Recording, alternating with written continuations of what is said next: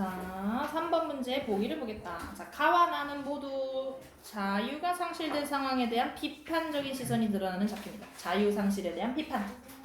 가는 현대 문명과 관련된 소재를 통해서 그것이 환기하는 현대 문명이 환기하는 인위성 획일성에 매몰된 채 자유를 잃고 살아가는 현대인의 모습을 풍자적으로 형상화한다. 이에 비해 나는 군부 독재와 폭력성을 연상시키는 표현으로 1980년대의 포갑적인 시대 상황을 우의적으로 빗대어서 드러내는 한편 공포 속에서 자유를 박탈당한 채 사는 민중의 모습을 형상화한다. 그러니까 가작품은 현대 문명이랑 현대인인 거고 나 작품은 군부 독재와 거기에 억압당한 민중인 거고 그죠? 이렇게 수통 문학 있어요? 지각을 했는데 책까지 없다고? 자, 일단 수업을 해야 되니까 너는 그냥 머릿속에다가 적어. 알겠지? 자, 본문 한번 볼게요. 가작품은 현대문명, 현대인. 요거 찾아줘야 되겠지? 자, 포스터 속에 들어앉아로 시작을 하네요. 포스터 속에 들어앉아 비둘기는 자꾸만 곁눈질을 한다. 이 비둘기는 기본적으로 동물이니까 생명이 있어요. 생명. 그지? 근데 생명이 있는 녀석이 포스터 속에 들어앉아 있다는 건 그 무슨 의미야? 무슨 의미일까요? 비둘기는 어디에 있어야 돼? 물론 개인적으로 비둘기 싫어하지만 비둘기 어디 있어야 돼? 현실 속 공간에서 마음껏 돌아다녀야 될 거 아니에요. 그죠? 근데 포스터 속에 들어가 있다는 건 갇혀있다라는 거지. 그죠? 비둘기가 포스터 속에 들어가 있다는 건 그 자체로 갇혀있다라는 거야. 그럼 포스터는 뭐야? 보기에서 얘기한 자유가 없어진 억압의 공간이 되는 거야 지금. 생명력을 상실할 수밖에 없는 공간.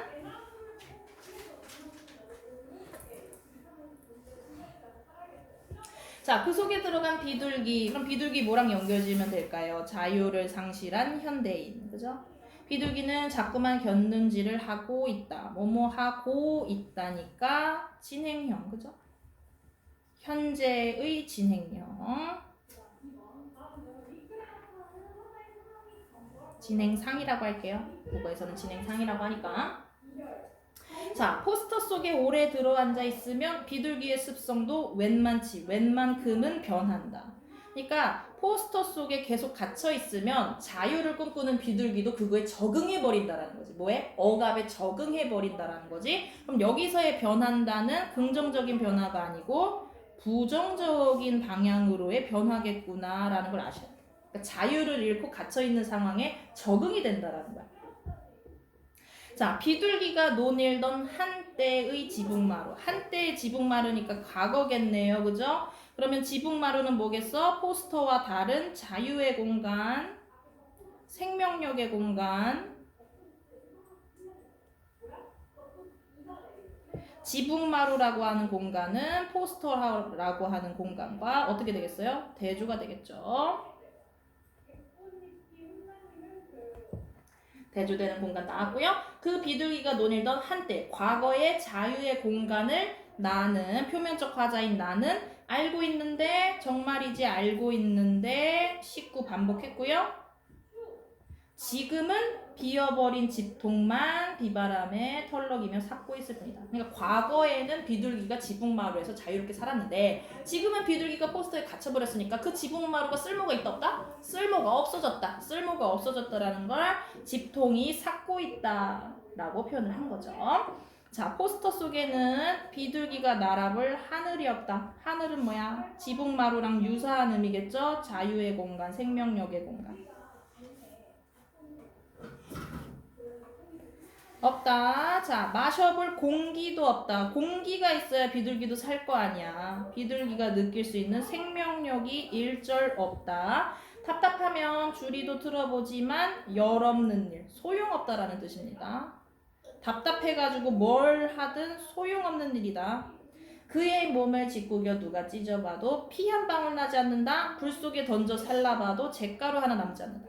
포스터 속에 비둘기를 찔러도 피가 안 나요. 비둘기를 태워도 재가 안 남아요. 왜? 포스터 속에 비둘기는 뭐가 없으니까? 생명력이 없으니까. 생명력이 없는 녀석일 때 뭐 찔른다고 피 나오겠어? 그죠? 자, 지금 비둘기가 생명력을 잃어버렸다라는 걸 이렇게 표현을 한 거야. 생명력을 상실한 비둘기. 근데 여기서의 비둘기는 현대인을 상징하는 것이다라고까지 연결 지어야겠죠? 자, 그는 찍어낸 포스터 수많은 복사 속에, 원본이 아닌 거죠. 수많은 복제 속에서 다친 데 하나 없이 들어앉아 있으니 차라리 죽지 못해 그는 탈이다. 그러니까 다친다라는 거, 죽는다라는 것도 기본적으로 뭘 전제해야만 가능한 거야? 생명력이 있어야만 다칠 수 있고 죽을 수 있는 거야. 생명력이 없는 존재는 다치지도 않고 죽지도 않는다라는 거야. 그게 오히려 문제라는 거지. 생명력이 없는 게 오히려 문제라고 지금 얘기하는 거죠.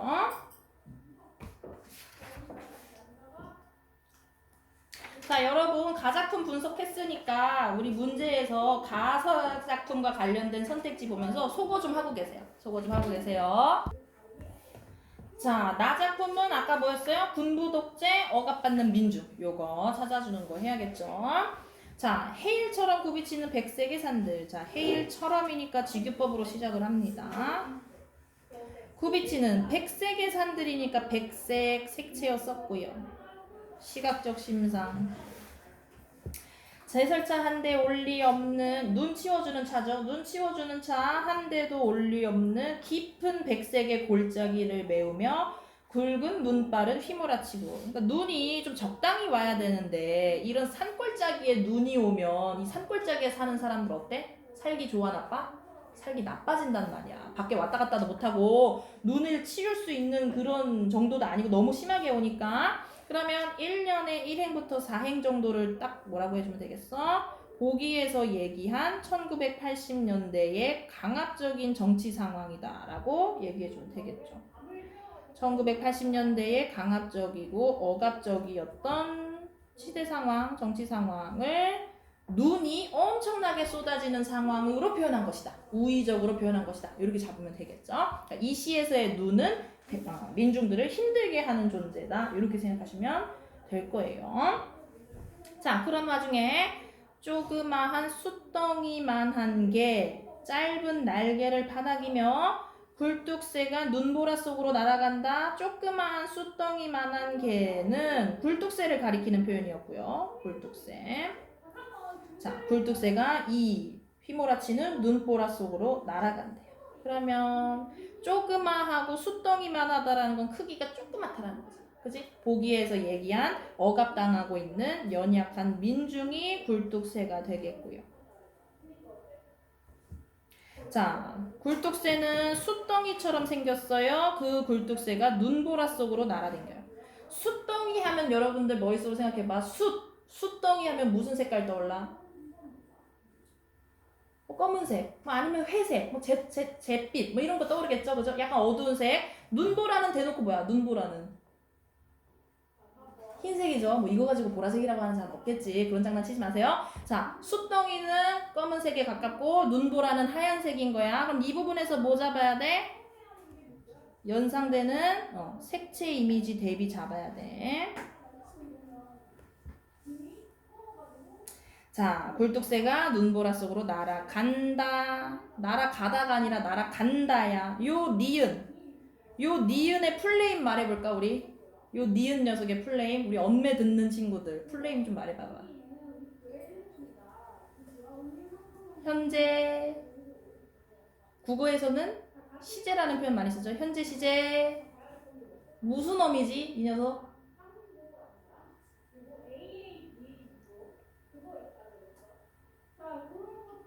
현재 시제 무슨 어미야? 이거 왜 이래? 선호말 어미 풀네임이잖아. 이 녀석의 풀네임은 현재 시제 선호말 어미예요. 그죠? 자, 길 잃은 등산객들 있을 듯 외딴 두메마을 길 끊어 놓을 듯. 요건 뭐야? 눈 때문에 벌어지는 이 마을에서의 부정적인 상황.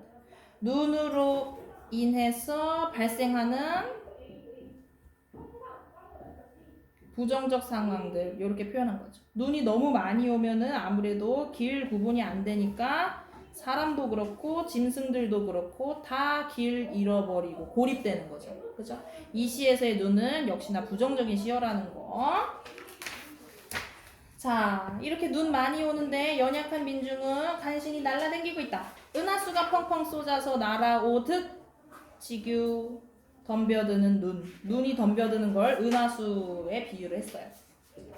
다투어 몰려오는 힘찬 눈보라의 군단, 눈보라가 내리는 백색의 계엄령. 자, 요거 다 휘몰아치는 눈 얘기하는 거지. 자, 요 부분 컴마 마침표 쓰였는데 시행이 세 개의 시행이 전부 명사로 종결되고 있습니다. 형식상의 특징 하나 잡아줄 수 있고. 자, 덤벼드는 눈, 군단, 백색의 계엄령 다 뭐예요? 부정적인 현실 상황. 그 부정적인 현실 상황을 드러내기 위해서 군단이라든지 계엄령이라든지 군사 용어를 사용했다. 그럼 군사 용어를 사용한 이유는 무엇이냐? 이 부정적인 현실이 군부 독재 때문에 발생한 것이다 라는 걸 알려주는 거예요. 군부 독재의 폭력성 드러난다. 자, 아까 날라댕기던 그 굴뚝새 있죠? 조그마한 숫덩이만한 게 짧은 날개를 바닥이며 날아온다. 거칠한 굴뚝새가 서둘러 뒷간에 몸을 감춘다. 지금 숨고 있는 거야. 왜? 이 폭력적인 군부 독재를 피해서 숨고 있어요. 목숨을 보존하려고. 그 어디에 부리부리한 솔개라도 도사리고 있는 것일까? 솔개는 그러면 뭐야? 솔개는 굴뚝새를 위협하는 천적으로 지금 나와 있는 거죠. 굴뚝새는 민중이었고 굴뚝새를 위협하는 존재로서의 솔개. 굴뚝새를 위협하는 존재 뭐겠어요? 군부 독재 정권을 의미하는 것이겠죠.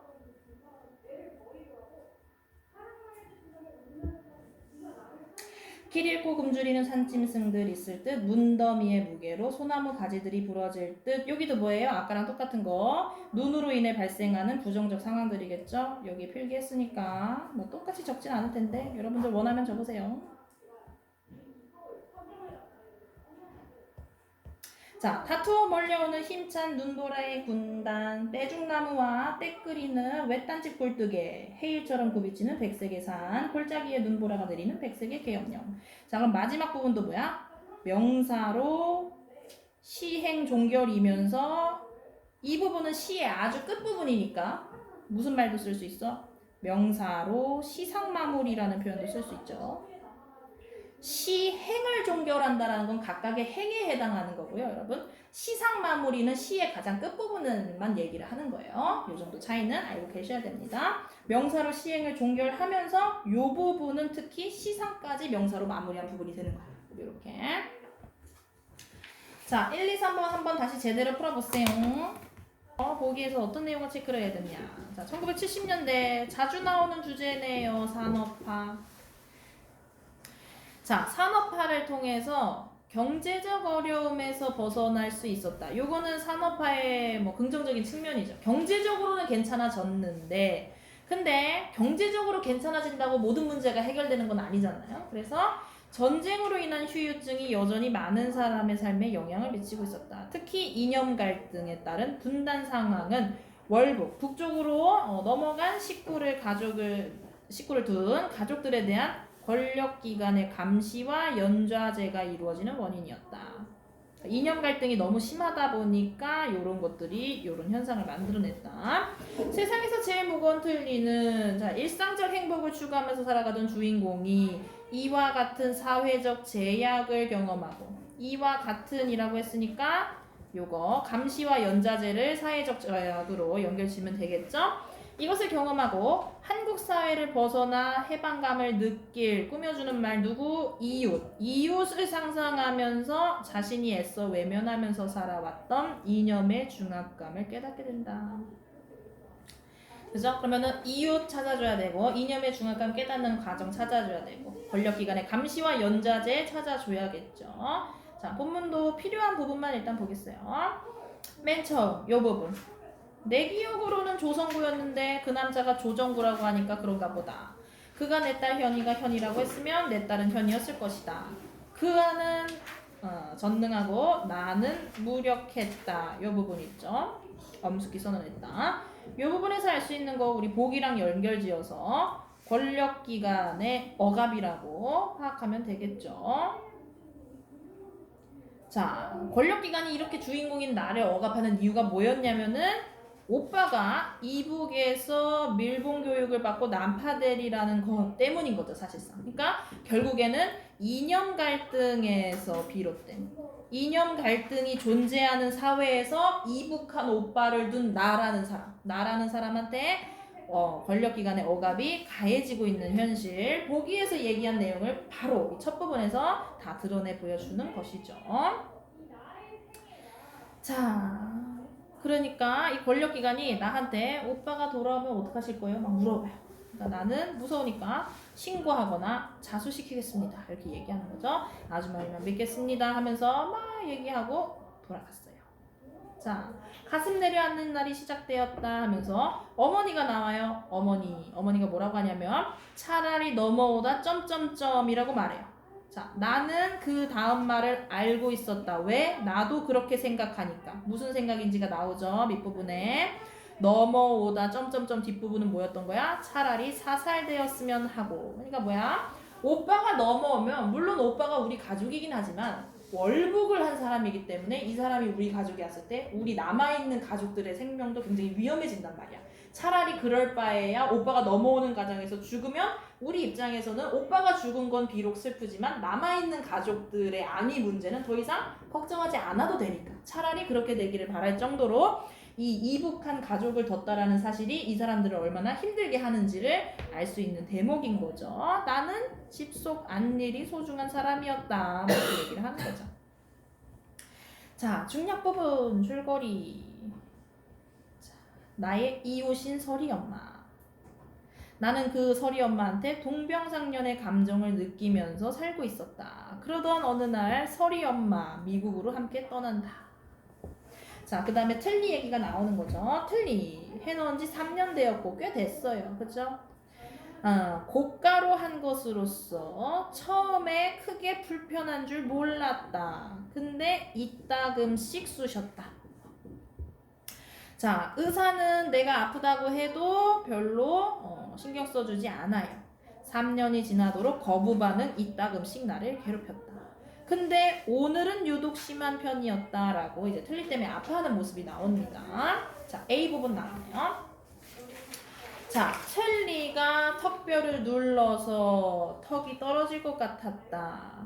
더위 먹은 짐승처럼 지규 턱을 늘어뜨려 입을 벌리고 침을 흘려도 봤는데 통증은 조금도 덜어지지 않았다. 자, 중압감에 수반한 동통은 턱뼈에서 목구멍, 귀 속으로 골로 퍼져서 내 두상은 완전히 틀리의 횡포가 지배했다. 고통이 잠식당하고 있는 거죠. 누가 이런 고통을 짐작이나 할 수 있으랴. 뭐 시는 아니지만 서리적인 표현인 거죠. 이 고통에서 벗어나는 길은 틀니를 빼는 길밖에 없겠는데 나는 틀니 빼고 있는 내 모습이 싫어가지고 차 안에서나 길에서나 사람들의 시선을 의식하면 틀니를 뺄 수는 없었다. 가까스로 내 집 문 앞까지 왔을 즈음 나는 발광 직전이었다. 그러니까 틀니를 벗을 수 없는 차중에서나 길에서의 상황에서 내 집 문 앞까지 온 거예요. 그죠? 자, 틀니 뽑았죠? 자, 틀니는 거의 무게를 지니지 않은 채 차게 빛났다. 그러니까 낄 때는 무겁게 느꼈는데 손에 꺼내놓으니까 무겁지 않았다라는 건 사실 뭐야? 그러니까 안 무거운 틀니야. 안 무거운 틀니인데 내가 고통을 받고 정신적으로 고통을 받고 있으니까 틀니를 착용한 동안에는 왠지 이게 무겁게 느껴지는 것뿐이에요. 그죠? 자, 중압감으로부터 자유로워진 내 몸은 가볍다 못해 공중으로 둥실 뜨는 듯했다. 지금 기뻐하고 있죠? 우하 이등선이란 이런 기분을 두고 이름인가? 자, 그러면서 설이 엄마는 지금쯤 어디 날고 있을까? 이웃 생각, 거기에서 얘기한 부분 드러나는 거죠. 공중에 떠 있는데 말도 많고 탈도 많은 어려움에서 벗어났기로써니 지금의 나만큼이야 가볍고 편할 쏘냐? 나는 코웃음을 친다. 그러니까 틀니를 벗은 직후에는 내가 설이 엄마보다 낫지 이러면서 지금 만족하고 있는 거야. 그죠? 자, 그런데 만족도 잠시. 아까부터 누군가 대문을 두들겨요. 어머니가 물어봐요. 자, 두들기리만 한다. 어머니의 소리가 들린다. 가슴이 갑자기 두방망이질 친다. 대문 소리가 나고 대화가 들리고 수근수근 거리고 계속 청각적인 것들이 들어옵니다. 드디어 올 것이 오고 만 것이다. 이제 끝장이다. 파멸이다. 어머니는 자수검거에 실패한 눈치다. 남자는 어머니에게 월북권하고 있는지도 모른다. 추측. 강제로 납치하려는 건 아닌지. 자, 나는 벌떡 일어난다. 근데 어머니가 들어와요. 오빠가 아니고요. 책사라고 방문 판매원 같은 사람이었어요. 나는 한숨을 쉬어내신다. 그런데 이미 존전의 편안감은 없다. 자, 오빠라고 착각한 남자가 오기 전까지는 틀니 빼니까 기분 괜찮았어. 근데 틀니를 계속 빼고 있는 상태인데도 불구하고 오빠라고 착각한 남자가 왔을 때를 기준으로 기분이 안 좋아졌어. 결국 이 주인공을 힘들게 하는 건 사실 틀니가 아니고 뭐다? 월북한 오빠, 그로 인해 발생하는 권력기관의 감시와 억압이 이 주인공을 힘들게 하는 것이다. 이게 이제 밝혀지는 거죠. B 부분을 통해서.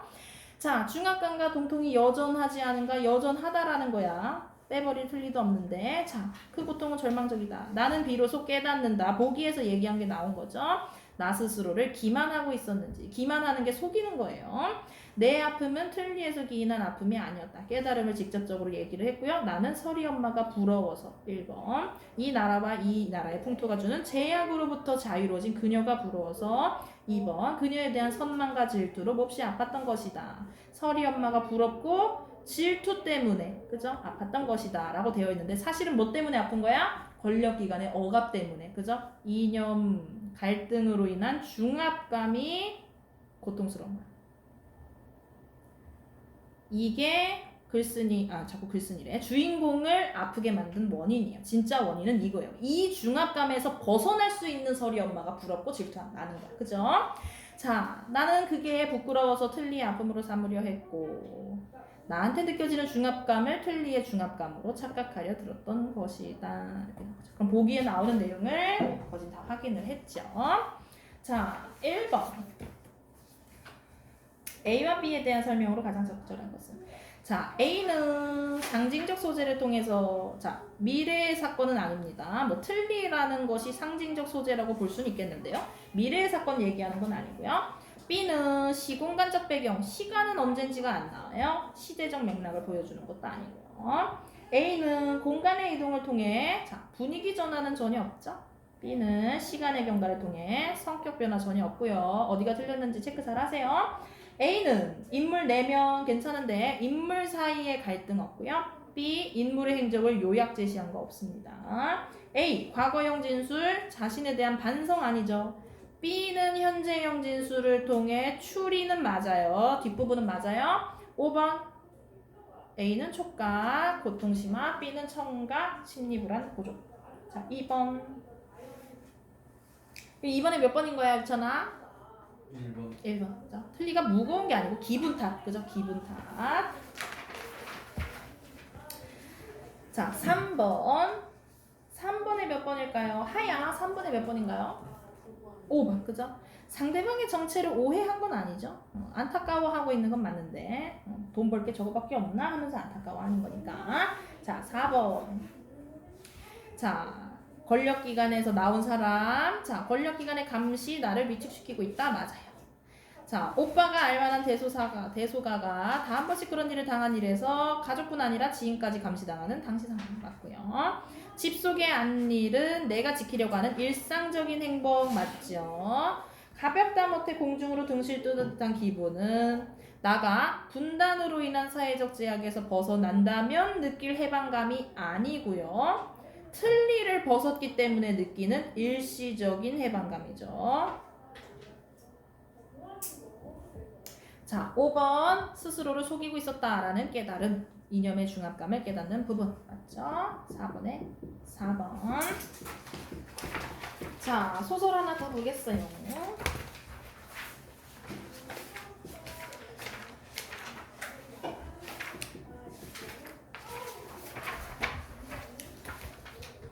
자, 보기를 먼저 같이 보고 읽어볼 시간 줄게요. 해변.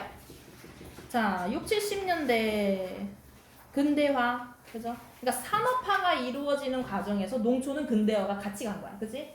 도시 위주의 산업화 진행되면서 농촌은 당연히 농촌도 산업화 근대화 가는 겁니다. 농촌 근대화, 서해안 간척 사업 등으로 인해서 전통적인 농어촌 마을이 해체되는 현실을 비판하고 있는 작품이다. 비판. 어업을 주된 산업으로 하는 전통적 어촌 마을에 외부 세력이 유입되면서 어떤 외부 세력이 등장하는지를 체크를 해줘야 되고요. 이러면서 시작된 변화는 거스를 수 없는 시대의 흐름이었다. 그러면은 이 작품도 어쨌든 결론은 거스를 수 없다 쪽으로 간다라는 거야. 그죠? 왜? 시대의 흐름이 그런 거니까. 현실을 반영해야 되니까.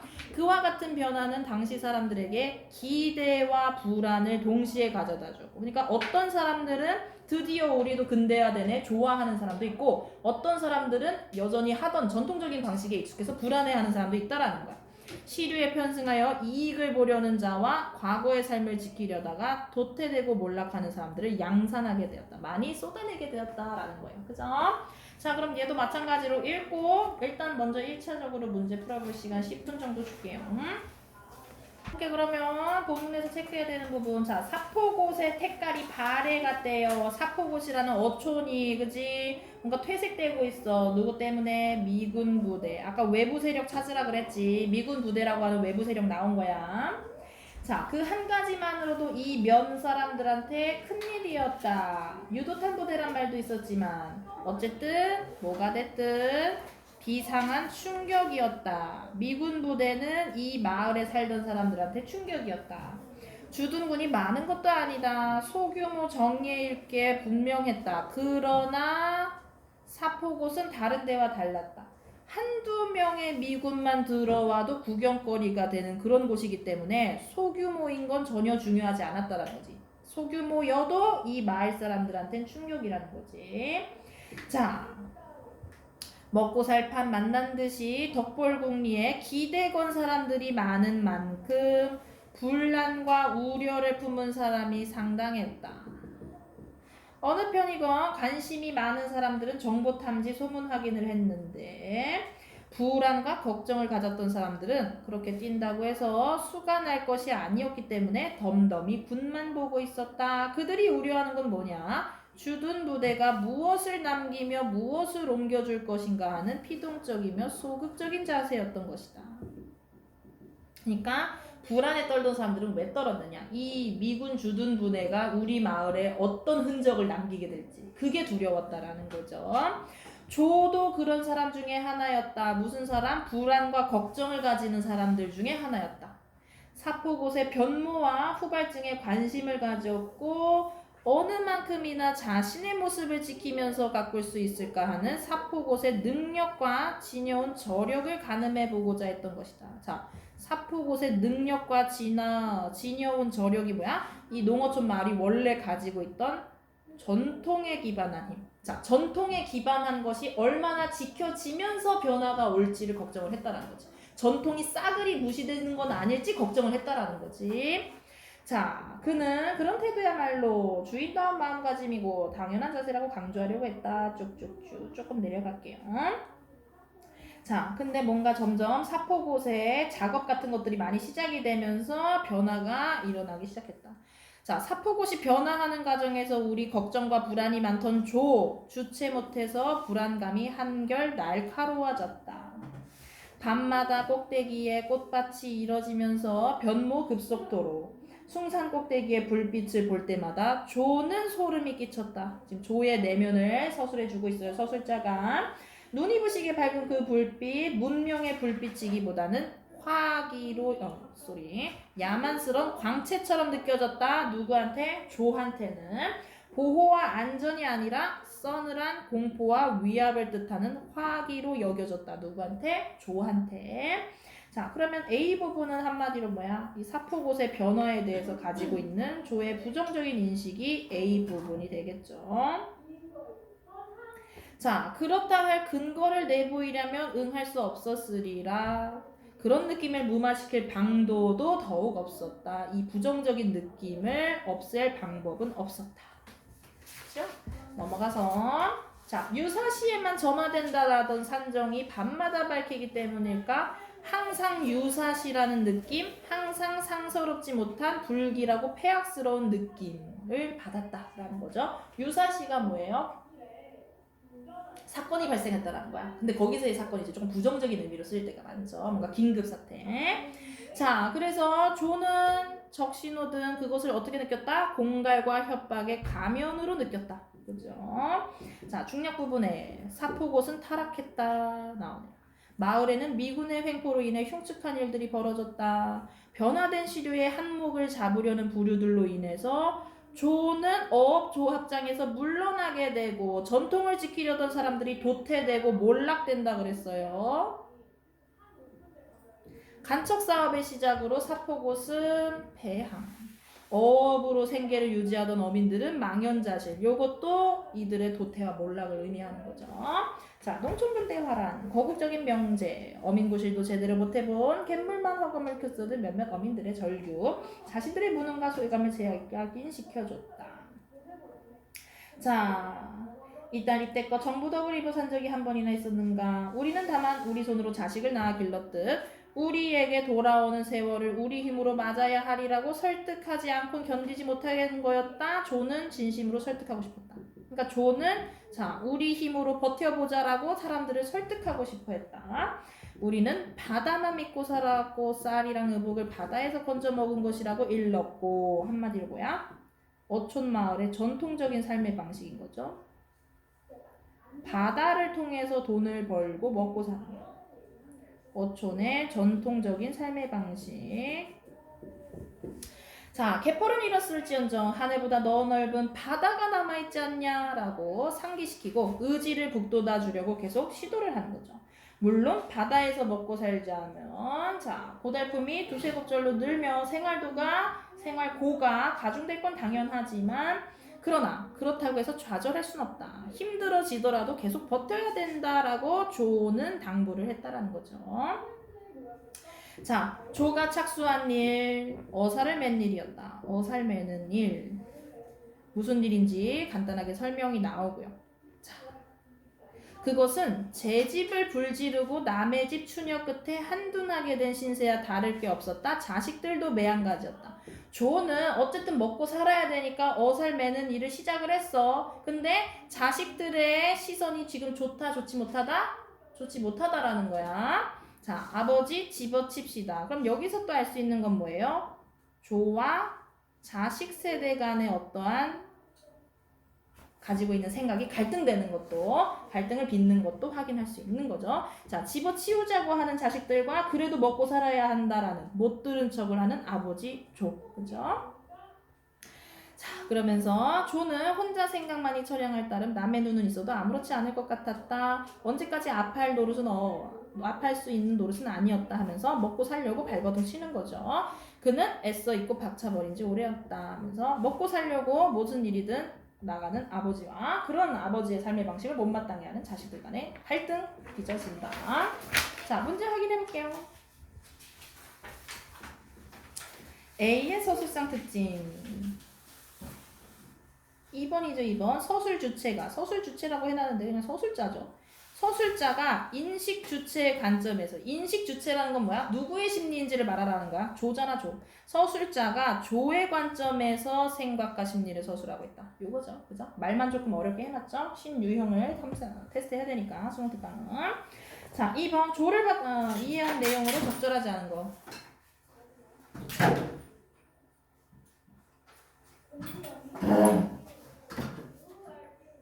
자, 사포곳에 대한 애정과 신뢰. 2번, 미군 부대로 인해 자신의 지위가 무너질까 염려. 이런 건 아니죠. 이렇게 세속적인 걱정을 하는 사람은 아닙니다. 우리 마을의 전통이 훼손되지 않을까를 걱정을 하는 거고. 자, 회의적인 시각. 정부나 기관의 역할에 대한 회의적인 시각. 회의가 무슨 뜻인지 아시죠? 의심을 품는 태도. 자, 업으로서의 삶에 충실. 그죠? 자신의 체면보다 마을 문제 해결을 중시. 나머지는 조회라는 인물에 대해서 맞는 설명이라고 볼 수 있겠어요. 자, 3번. A와 B를 비교한 것으로 적절한 것은 무슨 이런 문제를 냈을까? A와 B는 모두 불길함을 떠올리게 합니다. 자, 4번. 보기를 바탕으로 윗글을 감상한 내용으로 적절하지 않은 것은 미군 부대가 올라앉고부터 사포곳에 재택관리 발해가기 시작했다라는 거. 그죠? 미군 부대라는 외부 세력. 맞죠? 자, 먹고 살 판 만난 듯이 기대 건 사람들은 편승해서 이익 보려는 자. 맞죠? 자, 3번. 자, 사포곳의 변모와 후발증에 대해 관심을 가지고 있다. 누가? 조가 관심을 가지고 있는 거였죠. 자, 조가 변화를 기대하고 있었음? 아니죠. 그죠? 어민구실도 못 해본 채 갯물만 쓰듯 켜온 어민들. 그죠? 이 어민들이 아까 절규하고 좌절한다 그랬어요? 도태 맞죠? 바다에서 먹고 살자던 고살품이 생활고가 가중되는 건 당연한 이치. 변화의 흐름을 거스를 수 없을 것이라는 예가 맞죠? 오케이. 자.